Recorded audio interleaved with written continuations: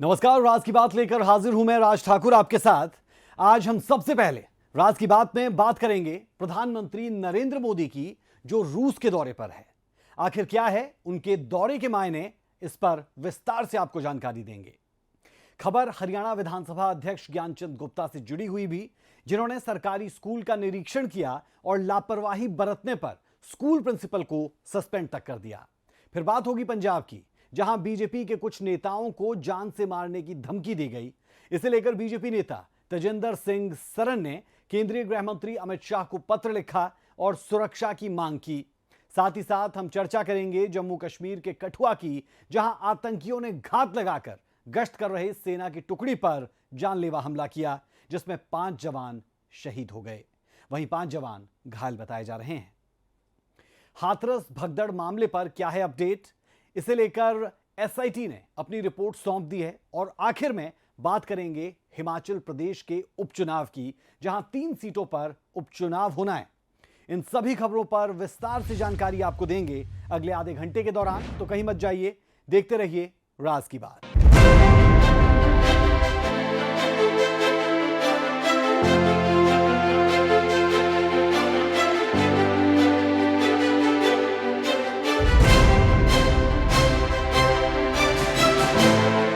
प्रधानमंत्री नरेंद्र मोदी यूक्रेन जंग के बीच 2 दिन के रूस के दौरे पर है।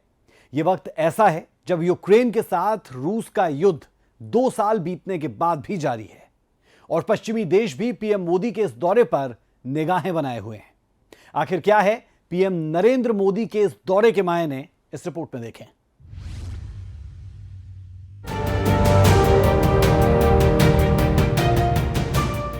प्रधानमंत्री नरेंद्र मोदी यूक्रेन जंग के बीच 2 दिन के रूस के दौरे पर हैं। पहले दिन रूस के राष्ट्रपति पुतिन से मुलाकात के बाद मोदी ने मॉस्को में भारत वंशियों को संबोधित किया और कहा कि वे अकेले नहीं आए हैं, वे अपने साथ हिंदुस्तान की मिट्टी की महक को लेकर आए हैं। आपका ये स्नेह, आपने यहाँ आने के लिए समय निकाला, मैं आपका बहुत बहुत आभारी हूं। मैं अकेला नहीं आया हूं, मैं मेरे साथ बहुत कुछ लेकर के आया हूं।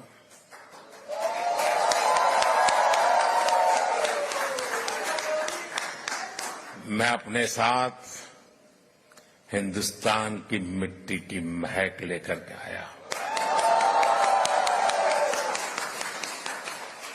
मैं अपने साथ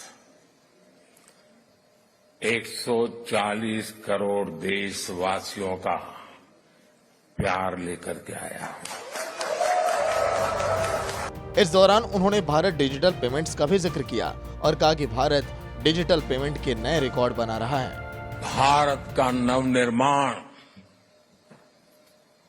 वो साफ साफ देख पा रहे हैं। जब भारत G20 जैसे सफल आयोजन करता है, तब दुनिया एक स्वर से बोल उठती है, अरे भारत तो बदल रहा है। जब भारत सिर्फ 10 वर्षों में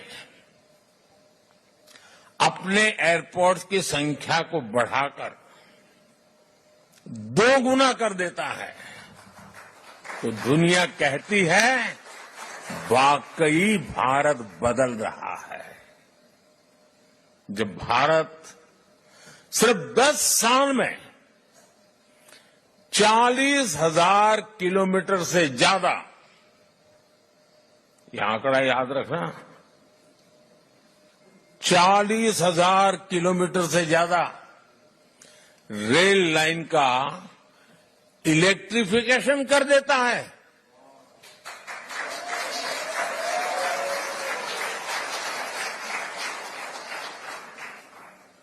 तो दुनिया को भी भारत के पावर का एहसास होता है, उनको लगता है देश बदल रहा है। इसके बाद प्रधानमंत्री नरेंद्र मोदी क्रेमलिन में रूसी राष्ट्रपति पुतिन के साथ बैठक में शामिल हुए, जिसमें उन्होंने आतंकवादी घटनाओं का जिक्र किया और आतंकवाद की कड़ी निंदा की। पिछले 40-50 साल से भारत आतंकवाद को झेल रहा है। आतंकवाद कितना भयानक होता है, कितना घिनौना होता है, तो हम 40 साल से भुगत रहे हैं। ऐसे में जब मॉस्को में आतंकवादी घटनाएं घटी, दागिस्तान में आतंकवाद की घटनाएं घटी, उसका दर्द कितना गहरा होगा इसकी मैं कल्पना करता हूं और मैं हर प्रकार के आतंकवाद की घोर निंदा करता हूं। पीएम मोदी ने कहा कि पिछले 2.5 दशकों में मेरा रूस के साथ साथ आपके साथ भी संबंध रहा है। करीब 10 साल में हम 17 बार मिल चुके हैं। पिछले 25 सालों में हमारी लगभग 22 द्विपक्षीय बैठकें हुई हैं। ये हमारे संबंधों की गहराई को दर्शाता है।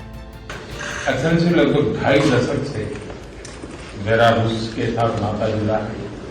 आपके साथ भी करीब 2.5 दशक से मेरा नाता जुड़ा है।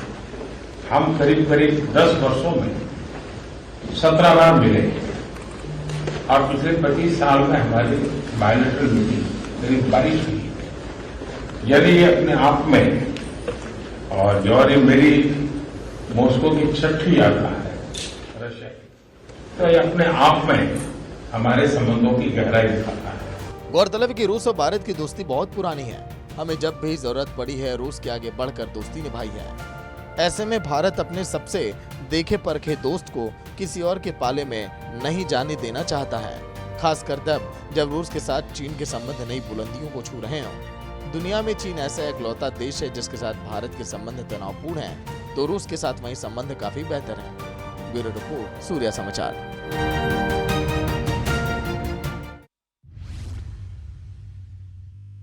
राज की बात यह कि पीएम मोदी ने अपने रूस दौरे के लिए ऐसे समय को चुना जब नाटो की अहम बैठक होने वाली है। पश्चिमी देशों के नाराज होने की आशंका के बावजूद पीएम नरेंद्र मोदी जब रूस गए हैं तो एक बात तो साफ है कि उनकी ये यात्रा भारत के लिहाज से बेहद महत्वपूर्ण हो जाती है।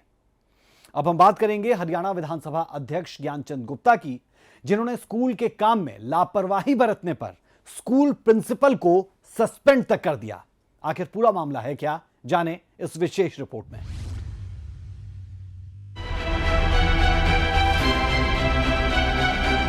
आटे में लगे कीड़े और एक्सपायरी दूध का पैकेट। ये दृश्य किसी दुकान या घर का नहीं है, बल्कि एक सरकारी स्कूल का है। वही सरकारी स्कूल जहां पर बच्चों के भविष्य का निर्माण किया जाता है, जिससे उनका भविष्य उज्जवल हो सके।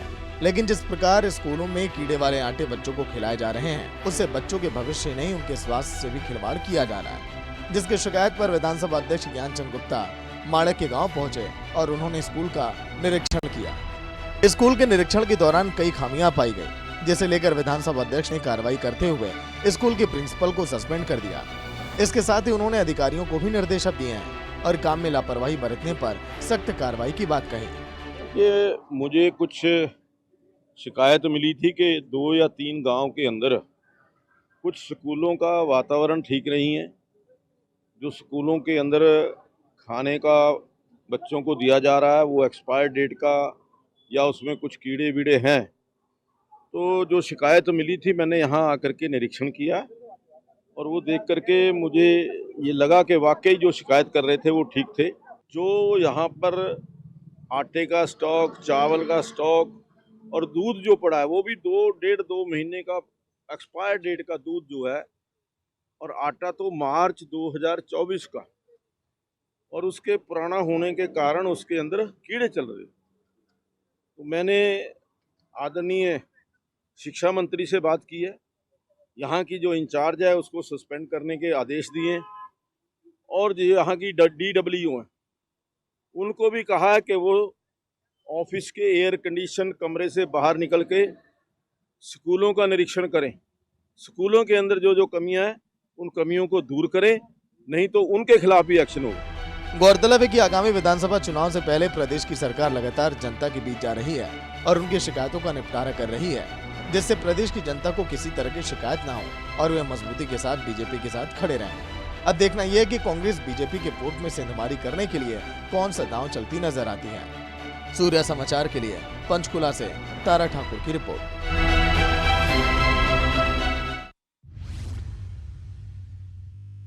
राज की बात यह कि हरियाणा विधानसभा अध्यक्ष ज्ञानचंद गुप्ता को इस स्कूल के बाबत कई शिकायतें मिल रही थी, जिसे लेकर उन्होंने स्कूल का निरीक्षण किया और काम में लापरवाही बरतने पर एक तरफ जहां स्कूल प्रिंसिपल को सस्पेंड तक कर दिया, वहीं दूसरी तरफ उन्होंने अधिकारियों को सख्त लहजे में हिदायत दी और कहा कि एसी कमरों से बाहर निकलना होगा, काम पर ध्यान देना होगा।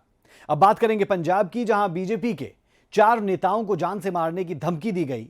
इसे लेकर बीजेपी नेताओं ने गृह मंत्री अमित शाह को पत्र लिखा और सुरक्षा की मांग भी कर दी।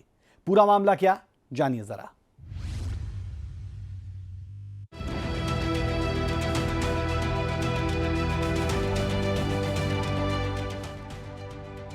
पंजाब में बीजेपी के 4 सिख नेताओं को जान से मारने की धमकी दी गई है। हत्या की धमकी का लेटर बीजेपी के चंडीगढ़ ऑफिस में भेजा गया है। लेटर के साथ कुछ ज्वलनशील पदार्थ भी भेजा गया है। लेटर में बीजेपी नेताओं को चेतावनी दी गई है कि वे बीजेपी छोड़ दें या फिर दुनिया छोड़ दें। लेटर में खालिस्तान और पाकिस्तान जिंदाबाद के नारे लिखे गए हैं। बीजेपी के राष्ट्रीय महासचिव मनजिंदर सिंह सिरसा, बीजेपी सिख समन्वय समिति और राष्ट्रीय रेलवे कमेटी के सदस्य तेजिंदर सिंह सरा, बीजेपी महासचिव परविंदर बराड़, बीजेपी के प्रदेश संगठन महासचिव श्रीनिवासुलू। धमकी भरा लेटर मिलने के बाद बीजेपी नेताओं ने इस बारे में चंडीगढ़ पुलिस को शिकायत दी है, जिसके बाद पुलिस ने पत्र में मिली सामग्री को जांच के लिए भेज दिया। वहीं से लेकर चंडीगढ़ बीजेपी सिख समन्वय समिति और राष्ट्रीय रेलवे कमेटी के सदस्य तेजिंदर सिंह सरन ने केंद्रीय गृह मंत्री अमित शाह को पत्र लिखा है और सुरक्षा की मांग की। बीजेपी के पूर्व प्रधान और पूर्व राज्यसभा सदस्य श्वेत मलिक को धमकी भरा फोन आने से सनसनी फैल गई। श्वेत मलिक ने कहा कि गौरव नामक युवक ने फोन कर उन्हें बताया कि वो उनका शुभचिंतक है और अरिजीत सिंह नामक युवक उन्हें धमकियां दे रहा है। इसके बाद श्वेत मलिक ने वो रिकॉर्डिंग पुलिस को दे दी और पुलिस ने रणजीत सिंह पर मामला दर्ज कर जांच शुरू कर दी। ऐसा जी कि 3 तरीक रात ਨੂੰ ਲਗਭਗ 11:30 ਦੇ ਕਰੀਬ ਐਗਜ਼ੈਕਟ ਟਾਈਮ ਜਿਹੜਾ ਹੈ ਉਹ ਔਨ ਰਿਕਾਰਡ ਹੈ ਕਾਲ ਦੇ ਵਿੱਚ ਮੈਨੂੰ ਇੱਕ ਗੌਰਵ ਨਾਂ ਦੇ ਵਿਅਕਤੀ ਦੀ ਕਾਲ ਆਈ ਕਿ ਤੁਹਾਡੇ ਬਾਰੇ ਇੱਕ ਗੈਂਗਸਟਰ ਰਣਜੀਤ ਨਾਂ ਦਾ ਬੰਦਾ ਥ੍ਰੈਟਨਿੰਗ ਕਰ ਰਿਹਾ ਹੈ ਔਰ ਉਹ ਕਹਿੰਦਾ ਹੈ ਕਿ ਮੈਂ ਗੋਲੀਆਂ ਚਲਾਣਾ, ਮੈਂ ਉਹ ਗੈਂਗਸਟਰ ਆ ਤੇ ਸ਼ਵੇਤ ਮਲਿਕ ਜਿਹੜਾ ਮੈਂ ਮੰਜੇ ਤੇ ਲੰਮਾ ਪਾ ਦੇਣਾ ਤੇ ਗੋਲੀਆਂ ਚਲਾਣੀਆਂ ਉਹਦੇ ਤੇ ਉਹ ਗੌਰਵ ਨੂੰ ਫਿਰ ਮੈਂ ਕਿਹਾ ਮੈਂ ਰਿਪੋਰਟ ਟੂ ਦਾ ਪੁਲਿਸ ਤੂੰ ਆਡ ਆਵਰ ਦੇ ਉੱਤੇ ਗੱਲ ਕਰ ਰਿਹਾ ਮੇਰੇ ਨਾਲ। ਉਹਨੇ ਗੌਰਵ ਨੇ ਫਿਰ ਮੈਨੂੰ ਰਿਕਾਰਡਿੰਗ ਭੇਜਤੀ ਉਹ ਰਣਜੀਤ ਨਾਂ ਦੇ ਬੰਦੇ ਦੀ ਕਿ ਇਹ ਉਹ ਬੋਲ ਰਿਹਾ ਸੀਗਾ ਸਾਰੀ ਗੱਲ ਕਿ ਇਸ ਤਰ੍ਹਾਂ ਸ਼ਵੇਤ ਮਲਿਕ ਨੂੰ ਗੋਲੀਆਂ ਮਾਰਾਂਗੇ, ਸ਼ਵੇਤ ਮਲਿਕ ਨੂੰ ਠੀਕ ਕਰ ਦਿਆਂਗੇ, ਸ਼ਵੇਤ ਮਲਿਕ ਨੂੰ ਸੋਧ ਦਿਆਂਗੇ ਤੇ ਉਹ ਸਾਰੀ ਰਿਕਾਰਡਿੰਗ ਫਿਰ ਮੈਂ ਉਸੇ ਰਾਤ ਨੂੰ 1 ਵਜੇ, ਰਾਤ ਮੀਨਸ ਨੈਕਸਟ ਡੇ हो गया 4 तारीख 1 घंटे बाद। पंजाब बीजेपी के नेताओं को धमकी भरे पत्र पर कृषि मंत्री कंवरपाल ने कहा कि प्रदेश की सरकार को गंभीरता से इस विषय को लेना चाहिए। ऐसे लोग जो कानून व्यवस्था में बाधा डालते हैं उन पर सख्त कार्रवाई की जानी चाहिए। मैं इसमें एक तो ये कहूँगा कि जो प्रदेश सरकार है उसको भी बहुत गंभीरता के साथ इस विषय को लेना चाहिए और ऐसे जो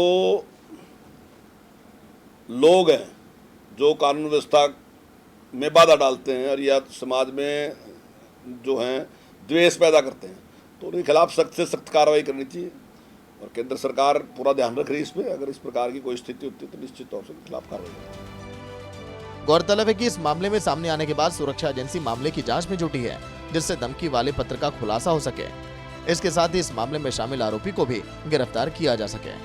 चंडीगढ़ से रवि चंदेल की रिपोर्ट।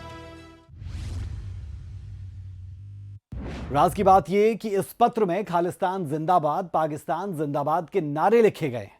इसे लेकर सुरक्षा एजेंसियां अलर्ट मोड पर है और वो इस मामले की गहनता से जांच भी कर रही है, जिससे इस मामले से जल्द पर्दा उठ सके और इस मामले में संलिप्त लोगों को गिरफ्तार किया जा सके।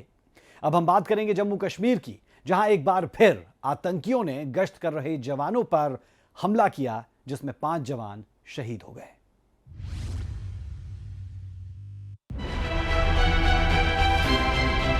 जम्मू कश्मीर में आतंकियों ने एक बार फिर कायराना आतंकी वारदात को अंजाम दिया, जिसमें 5 जवान शहीद हो गए। कठुआ में हुए इस आतंकी हमले में 5 जवान घायल भी हुए हैं, जिन्हें बेहतर इलाज के लिए पंजाब के पठानकोट में सैनिक अस्पताल में एडमिट किया गया।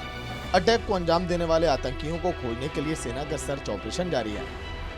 सेना और जम्मू कश्मीर पुलिस की ओर से डीआईजी दक्षिण कश्मीर और सेना कमांडर ने संयुक्त प्रेस कॉन्फ्रेंस की, जिसमें उन्होंने हमले की जानकारी दी। ऑपरेशन मदरगांव में अपने अद्वितीय साहस का परिचय देते हुए वीरगति को प्राप्त किया। पिछले 2 महीने से भारतीय सेना और जम्मू एंड कश्मीर पुलिस साथ मिलके एचएम का इस ग्रुप को ट्रैक कर रही थी, जो कि शोपियां और कुलगांव के बॉर्डर पे हरकत करता था। हमें एक बड़ी सफलता तब मिली जब 6 जुलाई की सुबह खबर आई कि ये टेररिस्ट ग्रुप मदरगांव गांव के अंदर एक घर में बैठे हैं। इसके पश्चात तुरंत भारतीय सेना की 9वीं राष्ट्रीय rifle, 1 para SF, 7 para SF, Jammu and Kashmir police और 118 सीआरपीएफ बटालियन की टुकड़ियों ने एक साथ मडरगांव में जॉइंट ऑपरेशन लॉन्च किया। वहीं डीआईजी दक्षिण कश्मीर जावेद इकबाल मट्टू ने बताया कि ऑपरेशन 6 जून से चल रहा है, जिसमें जवानों ने 2 आतंकियों को ढेर किया था, जिसके बाद लगातार इलाके में सर्च ऑपरेशन चलाया जा रहा था, जिससे आतंकियों के मंसूबों को नाकाम किया जा सके। 6 जुलाई को ज़िला कुलगाम में 2 जगह पे जो है वो टेररिस्ट के खिलाफ कार्रवाई हुई। पहली जहाँ पे जो है वो एनकाउंटर स्टार्ट हुआ वो मॉडरगाम का इलाका है, जो कि थाना कुलगाम में वाक़ा है। इस एनकाउंटर में 2 टेररिस्ट जो है जो हिजबुल मुजाहिदीन से ताल्लुक़ रखते थे, उनको न्यूट्रलाइज़ किया गया। और दूसरा जो एनकाउंटर है जो चीनी गांव में है, जो पुलिस स्टेशन यारीपुरा की हदूद में आता है, वहाँ पे स्टार्ट हुआ, जिसमें 4 दहशतगर्द जो है जो हिजबुल मुजाहिदीन से ताल्लुक़ रखते थे, उनको जो है वो न्यूट्रलाइज़ किया गया। जहाँ तक मॉडरगाम के एनकाउंटर का सवाल है, वहाँ पे जो मिलिटेंट जो है जो टेररिस्ट मारे गए, उनका नाम जो है वो आदिल हुसैन वानी, जो कि ए कैटेगरी का जो है वो टेररिस्ट था। ये रहने वाला जो था कुटपोरा शुपियन का था, और ये 2021 से जो है इसने टेररिस्ट रैंक जो है वो ज्वाइन किए थे। आतंकी हमले पर राष्ट्रपति द्रौपदी मुर्मू, रक्षा मंत्री राजनाथ सिंह, गृह मंत्री अमित शाह ने दुख जताया है। राष्ट्रपति द्रौपदी मुर्मू ने ट्वीट कर लिखा, जम्मू कश्मीर के कठुआ जिले में सेना के जवानों के काफिले पर आतंकियों के द्वारा किया गया हमला एक कायरतापूर्ण कृत्य है, जिसकी निंदा की जानी चाहिए और इसके लिए कड़े कदम उठाए जाने चाहिए। मेरी संवेदना उन बहादुरों के परिवारों के साथ है, जिन्होंने आतंकवाद के सभी रूपों के खिलाफ चल रहे इस युद्ध में अपने प्राणों की आहुति दी है। मैं घायलों के शीघ्र स्वस्थ होने की प्रार्थना करती हूँ। सेना के जवानों पर किए गए कायराना हमले को लेकर जम्मू कश्मीर की जनता में काफी आक्रोश है। इसे लेकर जम्मू और पुंछ में पाकिस्तान के खिलाफ प्रदर्शन किया गया और पाकिस्तान का पुतला भी जलाया गया। गौरतलब है कि इस हमले के बाद सुरक्षा बल लगातार इलाके में सर्च ऑपरेशन चला रहे हैं, जिससे इस हमले में शामिल आतंकियों को गिरफ्तार किया जा सके और इनके गलत मंसूबों को नाकाम किया जा सके। सूर्या समाचार के लिए जम्मू कश्मीर से मीर आफ्ताब की रिपोर्ट। राज की बात यह कि इस हमले के पीछे स्थानीय गाइड की भूमिका सामने आ रही है, जिसे लेकर सुरक्षा एजेंसियां जांच में जुटी है। आपको बता दें कि इस हमले की जिम्मेदारी आतंकी संगठन कश्मीर टाइगर्स ने ली है। संगठन का कहना है कि उनके कैडर ने इस हमले में AM4 assault rifle, sniper, grenade और दूसरे हथियारों का इस्तेमाल किया है। चलिए बात करेंगे उत्तर प्रदेश के हाथरस की। हाथरस के मामले में SIT ने अपनी रिपोर्ट सौंप दी है, जिस पर यूपी की सरकार ने तुरंत कार्रवाई की। आखिर पूरा मामला क्या है, कार्रवाई क्या यूपी सरकार की तरफ से की गई, जानते हैं।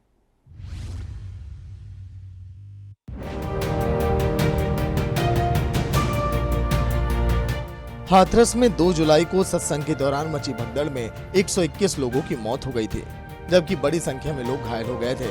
जिस मामले में अब SIT ने उत्तर प्रदेश की योगी सरकार को अपनी रिपोर्ट दे दी है, जिस पर बड़ा एक्शन लेते हुए सरकार ने SDM, CO, इंस्पेक्टर समेत 6 अफसरों को सस्पेंड कर दिया है। जांच समिति ने अपनी रिपोर्ट में कई बिंदुओं का जिक्र किया है। SIT ने प्रारंभिक जांच में चश्मदीद गवाहों और अन्य साक्ष्यों के आधार पर दुर्घटना के लिए कार्यक्रम आयोजकों को मुख्य रूप से जिम्मेदार माना है। जांच समिति ने अब तक हुई जांच और कार्रवाई के आधार पर हादसे के पीछे किसी बड़ी साजिश से भी इनकार नहीं किया और गहन जांच की जरूरत बताई है। जांच समिति ने कार्यक्रम आयोजक और तहसील स्तरीय पुलिस और प्रशासन को भी दोषी पाया। स्थानीय SDM, CO, तहसीलदार, इंस्पेक्टर, चौकी इंचार्ज पर अपने दायित्व का निर्वहन न करने का आरोप है। उप जिला मजिस्ट्रेट सिकंदरा राव ने बिना कार्यक्रम स्थल का मुआयना किए आयोजन की अनुमति प्रदान कर दी और वरिष्ठ अधिकारियों को अवगत भी नहीं कराया। इन अधिकारियों की ओर से कार्यक्रम को गंभीरता से नहीं लिया गया और वरिष्ठ अधिकारियों को अवगत भी नहीं कराया गया। एसआईटी ने संबंधित अधिकारियों के विरुद्ध कार्रवाई की संस्तुति की है। उप जिला मजिस्ट्रेट सिकंदरा राव, पुलिस क्षेत्राधिकारी सिकंदरा राव, थाना अध्यक्ष सिकंदरा राव, तहसीलदार सिकंदरा राव, चौकी इंचार्ज कचौरा, चौकी इंचार्ज पूरा को शासन ने निलंबित कर दिया। आयोजकों ने तथ्यों को छिपाकर कार्यक्रम के आयोजन की अनुमति ली। अनुमति के लिए लागू शर्तों का अनुपालन नहीं किया गया। आयोजकों की ओर से अप्रत्याशित भीड़ को आमंत्रित कर पर्याप्त और सुचारू व्यवस्था नहीं की गई। न ही कार्यक्रम के लिए स्थानीय प्रशासन की ओर से दी गई अनुमति की शर्तों का पालन किया गया। आयोजक मंडल से जुड़े लोग अव्यवस्था फैलाने के दोषी पाए गए हैं। इनकी ओर से जिन लोगों को बिना विधिवत पुलिस वेरिफिकेशन से जोड़ा गया, उनसे अव्यवस्था फैली। आयोजक मंडल ने पुलिस के साथ दुर्व्यवहार किया। स्थानीय पुलिस को कार्यक्रम स्थल पर निरीक्षण से रोकने का प्रयास किया गया। सत्संगकर्ता और भीड़ को बिना सुरक्षा प्रबंध के आपस में मिलने की छूट दी गई। भारी भीड़ के दृष्टिगत यहाँ किसी प्रकार की बैरिकेडिंग अथवा पैसेज की व्यवस्था नहीं बनाई गई थी। दुर्घटना घटित होने पर आयोजक मंडल के सदस्य घटनास्थल से भाग गए। पुलिस ने मुख्य आरोपी और कार्यक्रम के आयोजक देव प्रकाश मधुकर और 2 अन्य आरोपियों को गिरफ्तार कर लिया। हाथरस में हुई भगदड़ की घटना के मामले में हाथरस एसपी निपुण अग्रवाल ने बताया कि मुख्य आरोपियों कार्यक्रम के आयोजक देव प्रकाश मधुकर और 2 अन्य आरोपियों को गिरफ्तार कर लिया गया। वहीं अन्य आरोपियों की गिरफ्तारी के लिए पुलिस की टीम जुटी हुई है। जनपद हाथरस के थाना सिकंदराबाद में गांव फुलरई मुगलगढ़ी में दिनांक 2/7/2024 को एक अत्यंत दुखद एवं दुर्भाग्यपूर्ण घटना घटित हुई, जिसमें भोले बाबा के सत्संग कार्यक्रम के उपरांत भगदड़ मचने के बाद 121 लोगों की मृत्यु हो गई थी। घटना के संदर्भ में दिनांक 2/7/2024 को थाना सिकंदराबाद पर मुख्य आयोजक देव प्रकाश मधुकर व अन्य व्यक्तियों के विरुद्ध भारतीय न्याय संहिता की धारा 105, 110, 126, 223, 238 में अभियोग पंजीकृत किया गया था। घटना की विवेचना पुलिस उपाधीक्षक स्तर के अधिकारी को स्थानांतरित करते हुए पूर्व में 6 अभियुक्तों को गिरफ्तार किया जा चुका है। इस घटना के मुख्य आरोपी देव प्रकाश मधुकर की गिरफ्तारी हेतु तमाम प्रयास विफल होने के पश्चात अपर पुलिस महानिदेशक आगरा द्वारा दिनांक 4/7/2024 को 1 लाख रुपए का इनाम घोषित किया गया था।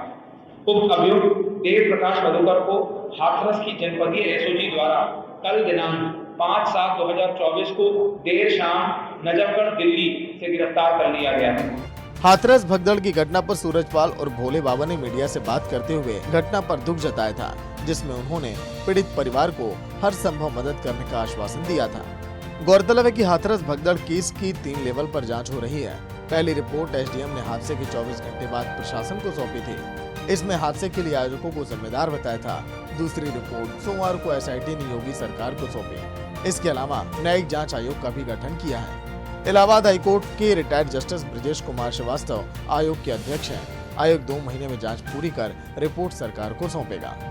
सूर्या समाचार के लिए लखनऊ से विवेक कश्यप की रिपोर्ट।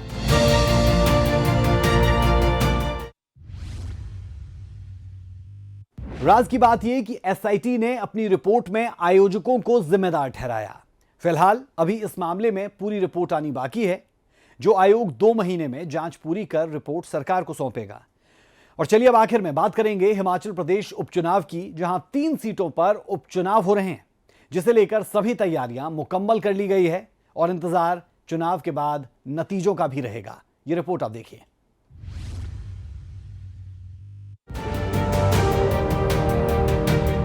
हिमाचल में प्रचार का शोर थमने के बाद अब उपचुनाव में कौन सी पार्टी जीत की बाजी मारेगी, इस पर सभी की निगाहें हैं। लेकिन ऐसे में प्रचार थमने के बाद कौन कौन सी हॉट सीटें हैं, कहां पर कौन सा प्रत्याशी चुनावी मैदान में है, वो भी अब हम आपको बताएंगे। 3 निर्दलीय विधायकों के इस्तीफे के चलते देहरा, हमीरपुर और नालागढ़ विधानसभा में 10 जुलाई को होना है मतदान। 13 जुलाई को आने हैं नतीजे। तीनों विधानसभा में कुल 13 प्रत्याशी मैदान में हैं। 3 विधानसभा क्षेत्रों में होने वाले उपचुनाव में नामांकन वापसी के उपरांत अब कुल 13 प्रत्याशी चुनावी मैदान में हैं। देहरा और नालागढ़ में 5-5 प्रत्याशी चुनावी मैदान में। हमीरपुर में 3 प्रत्याशी आजमा रहे अपनी किस्मत। देहरा विधानसभा 5 प्रत्याशी मैदान में। कांगड़ा जिला की देहरा विधानसभा तीनों चुनाव में सबसे हॉट सीट बनी है। इसकी वजह है कि इस विधानसभा क्षेत्र में कांग्रेस के मुख्यमंत्री सुखविंदर सिंह ठाकुर की धर्मपत्नी कमलेश ठाकुर को टिकट दिया गया। सरकार और सत्ता के भरोसे कमलेश ठाकुर ने 2 बार निर्दलीय चुनाव जीत चुके हैं और अब बीजेपी की टिकट पर चुनाव लड़ रहे होशियार सिंह के लिए मुकाबला रोचक बना दिया। यूं देहरा में कांग्रेस और बीजेपी दोनों के बीच सीधा मुकाबला है। होशियार सिंह लगातार निर्दलीय के तौर पर 2 चुनाव जीते हैं, मगर उनके लिए देहरा में बीजेपी के कैडर को साथ लेकर चलने की बड़ी चुनौती रही है। हमीरपुर विधानसभा क्षेत्र से बीजेपी का दामन थामने वाले आशीष शर्मा और डॉक्टर पुष्पेंद्र वर्मा के बीच सीधा मुकाबला है। 2022 के चुनाव में भी निर्दलीय आशीष शर्मा के हाथों डॉक्टर पुष्पेंद्र वर्मा को हार का स्वाद चखना पड़ा। आशीष तब कांग्रेस और बीजेपी दोनों से टिकट मांग रहे थे, मगर दोनों बड़े राजनीतिक दल ने उन्हें अपना प्रत्याशी नहीं बनाया। आशीष शर्मा को अब बीजेपी के कैडर का भी समर्थन है, मगर निर्दलीय होकर भी इस्तीफा देने को लेकर सियासी तौर पर उनके लिए भी ये चुनाव कांटे की टक्कर बन गया है। नालागढ़ विधानसभा क्षेत्र में त्रिकोणीय मुकाबले का आसार बदल गया। यहाँ कांग्रेस के टिकट पर हरदीप सिंह बाबा बीजेपी की दोबारा सीट झटकने के बाद केएल ठाकुर और पूर्व बीजेपी मंत्री हरिनारायण सैनी के भतीजे हरदीप सैनी, जो निर्दलीय चुनाव लड़ रहे हैं, उनके बीच त्रिकोणीय मुकाबला है। केएल ठाकुर ने बीते 2022 के आम चुनाव में बतौर निर्दलीय कांग्रेस और बीजेपी के प्रत्याशियों को पटकनी दी थी। कांग्रेस की टिकट पर चुनाव लड़े हरदीप सिंह बाबा को भी हार का मुंह देखना पड़ा था। हिमाचल के इन तीनों उपचुनाव के लिए कांग्रेस और बीजेपी ने अपनी पूरी ताकत झोंक दी है। मुख्यमंत्री सुखविंदर सिंह और उप मुख्यमंत्री मुकेश अग्निहोत्री के साथ सुक्खू कैबिनेट के तमाम मंत्री चुनाव प्रचार में जुटे हैं। उधर बीजेपी के लिए पूर्व कैबिनेट मंत्री अनुराग ठाकुर, पूर्व मुख्यमंत्री जयराम ठाकुर के साथ ही साथ प्रदेश अध्यक्ष राजीव बिंदल की तकड़ी ने अपने पूर्व मंत्री और संगठन के नेताओं के साथ चुनाव प्रचार किया। ब्यूरो रिपोर्ट, सूर्या समाचार। राज की बात यह कि 3 सीटों पर 13 प्रत्याशी चुनाव मैदान में उतरे हैं। देहरा और हमीरपुर में कांग्रेस और बीजेपी में सीधा मुकाबला है, जबकि नालागढ़ में बीजेपी के बागी हरप्रीत सैनी निर्दलीय लड़ रहे हैं, जिससे यह मुकाबला त्रिकोणीय मुकाबले में तब्दील हो गया है। अब देखना यह होगा कि इस उपचुनाव में जनता किसे अपना महत्वपूर्ण वोट देती है। इसे लेकर 13 जुलाई का इंतजार अभी करना होगा, क्योंकि नतीजे उसी दिन। फिलहाल के लिए राज की बात में इतना ही। कल फिर हाजिर होंगे एक नई खबर के साथ और दिखाएंगे आपको उस खबर की तह तक जाकर राज की बात। अभी के लिए इजाजत दें। नमस्कार।